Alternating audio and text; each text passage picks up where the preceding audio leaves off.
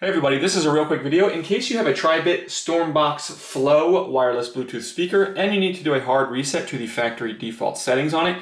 Now you're going to want to do this reset for one of two reasons. The first one is troubleshooting. If this speaker is not working because it's not connecting to your Bluetooth or not pairing or syncing with your phone or other device, if it keeps disconnecting, etc., issues like that, a factory reset can fix a lot of those things. Now, if this is irretrievably broken and you need a new speaker, I'll go ahead and put a link in the description to a good speaker at a good price. But anyways, the second reason you might want to do this is if you just want to delete all of the pairing information off of here so that you can set it up like it's a brand new speaker.